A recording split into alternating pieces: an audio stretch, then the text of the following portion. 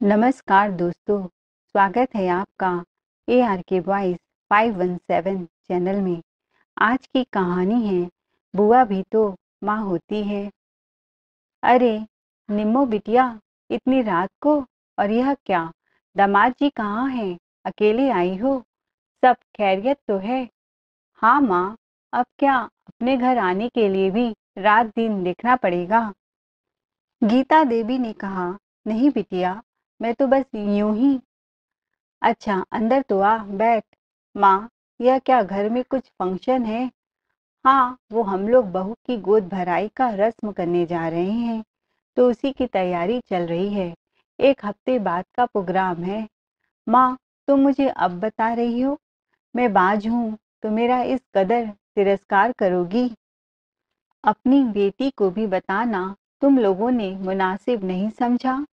ऐसी बात नहीं है निम्मो, तुम बात को कहाँ से कहाँ ले जा रही हो। अभी तो बस घर में शॉपिंग चल रही है कि किसको क्या देना है, क्या पहनना है। अभी निमंत्रण किसी को नहीं दिया है। अच्छा हुआ तू आ गई। घर में वैसे भी 100 काम होते हैं, थोड़ी मदद मिल जाएगी। चल मैं तेरे लिए खाना लगाती हूँ। खाना खाते हुए निम्मो अपनी भाभी के पेट को ही घूरती रहती है। तभी गीता देवी की नजर उस पर पड़ती है तो कहती है, क्या हुआ निम्मो, तू कब से भाभी के पेट को घूरे जा रही है? मुझे पता है तुझे भी बुआ बनने की बड़ी खुशी है, जैसे मैं और तेरे पापा किशोर जी दादा दादी बनने की खुशी में फूले नहीं समा रहे हैं। कहते हुए अपना सोने का चैन उतार कर अपनी बहू रागनी के गले में पहना देती है। आज बरसों बाद इस घर में किलकारियां गूंजेंगी। तुझसे तो यह सुख नहीं मिला, पर विधाता की मर्जी के आगे किसकी चली है। उसी समय गांव से फोन आता है। गीता देवी को पता चलता है कि माँ की तबीयत उनकी थोड़ी नाजुक चल रही है। उन्हें अगले सुबह गांव जाना था, तो उन्होंने अपनी बेटी निम्मो से कहा, तू अपनी भाभी का ध्यान रखना, उसे पूरा आराम देना। ठीक है माँ, आप जाओ, मैं बहुत अच्छे से ध्यान रखूंगी। दूसरे दिन गीता देवी किशोर जी गांव के लिए निकल जाते हैं और अविनाश उसका भाई ऑफिस के काम से शहर के लिए बाहर चला जाता है। अब निम्मो अपनी भाभी को तंग करना शुरू कर देती है। अरे ओ महारानी, पेट से हो तो क्या दिन भर खटिया में आराम करती रहोगी? जैसे लग रहा है पहली बार दुनिया में एक तुम ही हो जो बच्चा पैदा करने जा रही हो। निम्मो ने आंखें दिखाकर रागिनी से कहा। उसके हाथ पकड़कर झटके से उठाया और रसोई में ले जाकर खड़ा कर दिया। रागिनी कहती है, आप तो इस दर्द से गुजरी नहीं है, तो आप मेरा दर्द कैसे समझेंगी? मुझे बहुत चक्कर उल्टी भी हो रहा है। दीदी मुझसे खाना नहीं बन पाएगा। माँ जी मुझसे कोई काम नहीं करवाती। निम्मो बोली, तेरी माँ ने यहाँ कोई नौकर नहीं भेजे हैं? अपने बच्चे की आड़ में तूने मेरी माँ को नौकरानी बना रखा है और मुझे भी बनाना चाहती है। अब चुपचाप खाना बना, नहीं तो। रागिनी की आंखों से झरझर आंसू बहने लगे। उससे खड़ा भी नहीं हुआ जा रहा था। फिर भी बड़ी मुश्किल से उसने अपनी ननद के लिए खाना बनाया। गीता जी किशोर जी को गए 2 दिन हो गए थे। उन्होंने अपनी बेटी को रागिनी का ध्यान रखना बोला था, पर निम्मो दिन रात अपनी भाभी पर जुल्म करती। जब से आई थी हर समय घर के कामों में खटाती रहती थी, एक पल भी आराम न करने देती। नौकरानी की तो छुट्टी कर दी थी। 2 दिन बाद निम्मो ने कहा, आज शाम को मेरी कुछ सहेलियां घर खाने में आ रही हैं, तो यह लो खाने का लिस्ट। पुलाव, पनीर, मिठाई सब बना लेना। मैं घर की साफ सफाई देख लूंगी, तो बस खड़े खड़े 3-4 चीजें बना लेना। पर दीदी, मुझसे यह सब अकेले नहीं हो पाएगा। मुझसे जुबान चलाती है। रुक, बताती हूँ तुझे। यह कहते हुए निम्मो ने रागिनी के पेट में एक लात दे मारी। तड़पते हुए बिलबिलाते हुए रागिनी जमीन पर ही दर्द सहते सहते बेहोश हो गई। तो निम्मो ने घबराकर अपने भाई को कॉल कर दिया। भाई भाभी पैर फिसलने की वजह से सीढ़ियों से गिर गई हैं। निम्मो ने भाई से झूठ बोल दिया था और भाई सुनकर तुरंत घबरा गया। मैं बहुत दूर हूँ दीदी, आने में बहुत देर हो जाएगी। भाई, तू बस मुझे अपने डॉक्टर का नंबर बता दे तो मैं दवा लाकर उसे दे दूंगी। रात को जब रागिनी का पति अविनाश घर आता है तो कहता है, निम्मो दीदी, मैं सोच रहा हूँ माँ को बुला लूँ। घर में कोई बड़ा रहेगा तो रागिनी को सहारा मिलेगा। अरे भाई, मैं हूँ, मैं तो रख रही हूँ उसका ख्याल। तुझे मुझ पर कोई शक है क्या? नानी की तबीयत सही नहीं है, इसीलिए माँ गांव गई हैं। अविनाश बोलते बोलते चुप हो गया और अपने कमरे में चला गया और रागिनी के हाथ पकड़ते हुए बोला, कैसी हो रागिनी? उसके सुस्त मुरझाए से चेहरे को देखकर अविनाश ने आगे कहा, तुम सीढ़ियों से कैसे फिसल गई? संभल कर नहीं चल सकती थी? यह सुनकर रागिनी चौंक गई। यह बात आपसे किसने कहा? अविनाश बोला, निम्मू दीदी के अलावा इस घर में कौन है जो बताएगा? आप पूरी सच्चाई नहीं जानते हो ना, इसीलिए ऐसा कह रहे हो। जब से दीदी यहाँ आई हैं, न जाने क्यों मेरे पेट को घुरती रहती हैं। खुद तो माँ नहीं बन पाई, मुझे भी इस सुख से वंचित रखना चाहती हैं। इतना नीचे गिर गई हैं कि इन्होंने मेरे पेट में लात मार कर मेरे बच्चे को गिराना चाहा। तंग कर रखा है दीदी ने। अविनाश अवाक सा रागिनी को देखता रहा, फिर बोला, तुम मेरी दीदी पर झूठा इल्जाम लगाकर क्या साबित करना चाहती हो? अगर तुम्हारे बच्चे को मारना होता तो मुझसे क्यों डॉक्टर का नंबर पूछती? खबरदार, जो आगे मेरी दीदी के बारे में झूठ बोलकर मेरे कान भरने की कोशिश की। रागिनी ने कहा, तो जाकर अपनी दीदी से ही सारी सच्चाई पूछ लो। अविनाश तुरंत अपने दीदी के पास गया और बोला, दीदी, तुमने आज रागिनी के पेट में लात मारा? वह सीढ़ियों से कैसे गिर गई? अपने भाई की तेज आवाज से निम्मो पहले तो घबरा गई, फिर धीरे से बोली, रागिनी ने तुझे सिखा पढ़ा कर भेजा है भाई। मुझ जैसी बांझ औरत पर इल्जाम लगाना आसान होता है, यह कोई नई बात नहीं है। मेरे लिए शादी के 10 साल हो गए हैं, तब से अपने लिए मनहूसियत भरे शब्द सुनती आई हूँ। भाई, तुझे नहीं बताया, मेरे सास ससुर ने मुझे बाज कहकर घर से निकाल दिया, तो मैं कहाँ जाती? निम्मो के आंसू थम नहीं रहे थे। मैंने यह बात रागिनी को बताया तो उसे हजम नहीं हुआ होगा कि अब मैं भी यहाँ रहूंगी, तो झूठा आरोप लगाकर मुझे घर से निकालना चाहती है। मैं तो पहले से ही मुसीबत में हूँ, ऊपर से यह मुझे घर से निकालने की धमकी देती है। तो तू ही बता, अब मैं कहाँ जाऊंगी? ससुराल वाले तो मुझ जैसी बाज का शक्ल नहीं देखना चाहते। निम्मो ने ऐसा कहकर मगरमच्छ के आंसू बहाना शुरू कर दिया। रागिनी तो उसके झूठे आंसू को समझ रही थी, लेकिन अविनाश को दीदी का रोना नहीं देखा गया और दहाड़ते हुए रागिनी से बोला, तुम्हारी हिम्मत कैसे हुई दीदी को घर से निकालने की? ऐसा कहकर अविनाश ने रागिनी को घर से बाहर ऐसी हालत में धक्का देकर निकाल दिया और दरवाजा मुंह पर बंद कर दिया। रागिनी बार बार आवाज दे रही थी, मेरी बात का भरोसा करो, मैं झूठ नहीं बोल रही हूँ, पर अविनाश ने उसकी बात को अनसुना कर दिया। घर से बाहर दर्द से तड़पते तड़पते वह बेहोश हो चुकी थी। आसपास के लोगों ने रागिनी को अस्पताल में भर्ती कराया, जहां डॉक्टर ने बताया बार बार पेट में लगने से बच्चा पेट में ही मर चुका है। निम्मो दूसरे दिन सुबह सुबह अस्पताल पहुंची, नकली आंसू बहाई, थोड़ी सहानुभूति दिखाकर रागिनी को घर ले आई। रागिनी ने अविनाश से कहा, अगर उस दिन दीदी मेरे पेट में लात न मारी होती तो मेरा बच्चा जिंदा होता। कहकर खूब रोए जा रही थी। फिर निम्मो ने चिल्लाते हुए कहा, देख रहे हो भाई, बार बार इल्जाम लगाए जा रही है, एक तो इसे घर लेकर आई। अविनाश ने कहा, खुद ध्यान नहीं रख पाई तो दीदी पर इल्जाम लगा रही हो?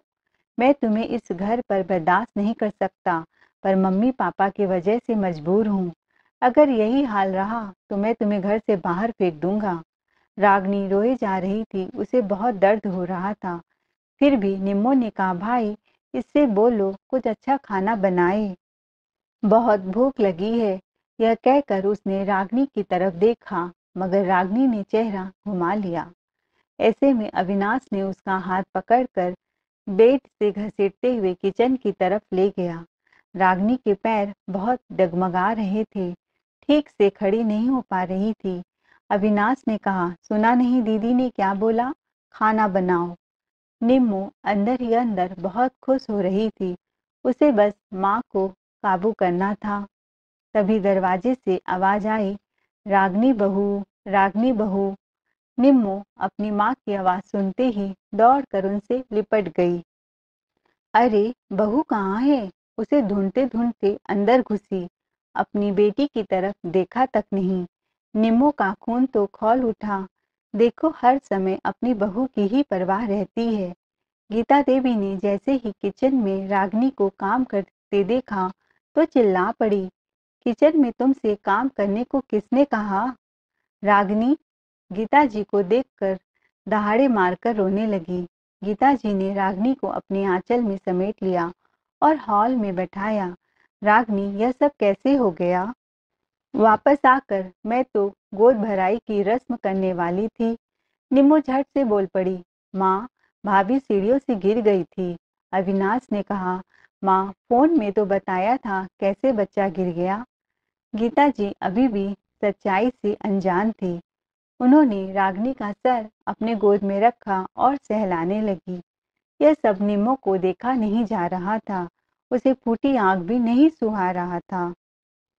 कुछ ही दिनों में सास की देखरेख में रागनी जल्द ही ठीक हो गई। उसकी सास उसका खूब ख्याल किया करती थी। उसके ससुर भी फल मेवे के लड्डू सब लाकर उसको देते। निम्मो यह सब देख मन ही मन कुढ़ती रही। बस वह कैसे भी रागनी से बदला लेने की भावना में अंदर ही अंदर झुलस रही थी। एक दिन जैसे ही काम खत्म करके रागनी अपने कमरे में घुसी तो उसकी माँ का फोन आया। रागनी ने रोते रोते अपनी माँ को बताया, अब मैं बच्चा पैदा करूंगी तो मेरी जान को खतरा है, डॉक्टर ने कहा है। मुझे समझ नहीं आ रहा है मैं क्या करूं। रागनी की माँ ने सुझाव दिया, बेटा तू बच्चा गोद ले ले।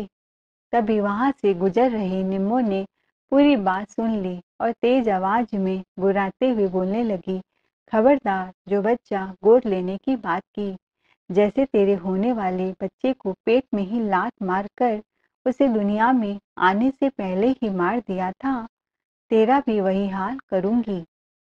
तुझे अच्छे से पता है कि मम्मी पापा अपनी पूरी जायदाद तेरे बच्चे को देंगे, इसीलिए तू बच्चा गोद लेना चाह रही है। तभी अचानक से तड़ातड़ निम्मो के गाल पर थप्पड़ों की बरसात होने लगी, जिस कारण निम्मो धड़ाम से जमीन पर जा गिरी। तेरी हिम्मत कैसे हुई इतनी घटिया हरकत करने की? अरे हाथ नहीं कांपे? एक औरत होकर दूसरी औरत का दर्द नहीं समझी? जिस दर्द से तू गुजर रही है वही दर्द तूने अपनी भाभी को दे दिया। तू मेरी बेटी कहलाने के लायक नहीं है। इतने में किशोर जी कमरे में आ गए। उन्होंने जब अपनी बेटी की करतूत सुनी तो उनका भी खून खौल उठा। पापा देखिए ना, माँ क्या बोले जा रही है। तभी गुस्से में बौखलाए किशोर जी पहली बार अपनी बेटी के गालों में झन्नाटेदार तमाचा जड़ दिया और बौखलाते हुए बोले, निकल जा तू इस घर से। पापा, आप ऐसा कैसे कह सकते हैं? मैं आपकी इकलौती बेटी हूँ जो आज अभी से मर गई हमारे लिए। पापा, आप घर की बेटी को पराया और बहू को अपना मानते हो। अरे मेरा भी इस घर पर पूरा हक है जितना भाई भाभी का है। निम्मो अपनी भाभी को घसीट कर घर से निकालने लगती है। तभी उसका भाई अविनाश आ जाता है और वह अविनाश से कहती, सुन रहा है अविनाश, पिताजी क्या कह रहे हैं? मुझे इस घर से बाहर निकाल रहे हैं। हाँ दीदी, पिताजी सही कर रहे हैं। मैं अब तक समझता था मेरी बड़ी दीदी गलत नहीं हो सकती, पर मुझे क्या पता आप अपना गुस्सा रागनी पर निकाल रही है। तू भी भाई मम्मी पापा का साइड ले रहा है। मेरा इस घर में कोई नहीं है तो अच्छा होगा मैं मर जाऊं। नीमू अपने कमरे में अपने आप को बंद कर लेती है। अविनाश दौड़ कर जाता है और दरवाजा तोड़ देता है। किशोर जी उसके गाल पर खींचकर एक तमाचा जड़ देते हैं।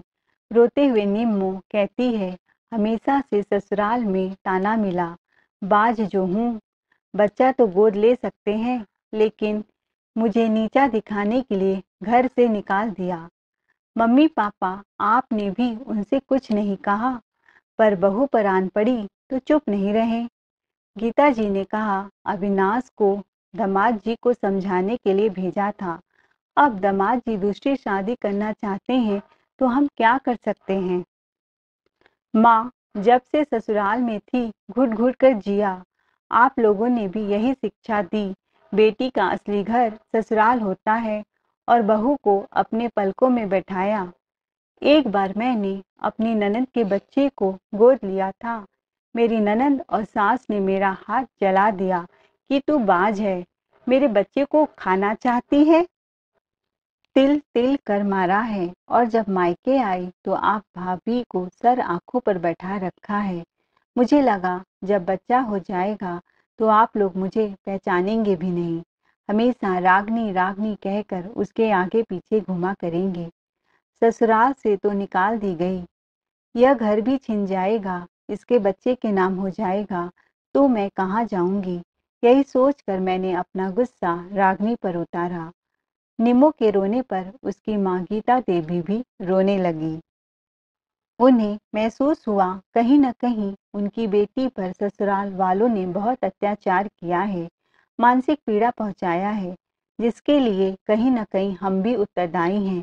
पर उन्होंने अपनी बेटी को समझाया, अगर रागनी माँ बनती तो तू भी तो बुआ बनती। बुआ क्या माँ से कम होती है। तेरे ससुराल वालों की सजा रागनी क्यों भुगते। जितनी खुशी मुझे दादी बनने की है, उतनी खुशी नानी बनने की भी होती। मैं और तेरे पिता ने जायदाद दोनों बच्चों के नाम की है, लेकिन जब तुम माँ नहीं बन पाई तो इसका मतलब यह नहीं कि तुम्हें हमारा आधा जायदाद नहीं मिलेगा। पर तू इतना घटिया हरकत करेगी ऐसी हमें उम्मीद नहीं थी। छोटे से मासूम बच्चे की जान लेते हुए तेरी आत्मा नहीं कांपी। माँ की फटकार सुनकर निम्मो रोने लगी। निम्मो भाभी के पैर पर गिरकर उससे नाक रगड़कर माफी मांगती है। मैं आपकी कसूरवार हूँ भाभी, आप मुझे जो चाहें सजा दीजिए, मुझे मंजूर है। मैं तुमसे कुड़ती रहती थी कि बेटा होगा तो सब तुझे ही पूछेगा और मुझे कोई नहीं। रागनी कहती है, दीदी सुबह का भूला अगर शाम को वापस आता है तो उसे भूला नहीं कहते। मुझसे पहले इस घर पर आपका हक है, कहकर निम्मो को गले लगा लेती है। कुछ ही देर में निम्मो का पति जय आता है और कहता है, निम्मो तू घर चल, मुझसे बहुत बड़ी गलती हो गई। मैं दोबारा शादी नहीं करना चाहता। अगर मैं बाप नहीं बनता तो क्या तुम मुझे छोड़ देती। यह एहसास मुझे अविनाश ने कराया। मैं तुम्हारा गुनहगार हूँ। मेरी वजह से आज तेरी यह हालत हो गई। निम्मो की आंखों से खुशी के आंसू छलक पड़ते हैं और वो अपने ससुराल चली जाती है। दोस्तों, आई होप आपको ये कहानी पसंद आई होगी, तो चैनल को लाइक शेयर सब्सक्राइब जरूर करें। Thanks for watching.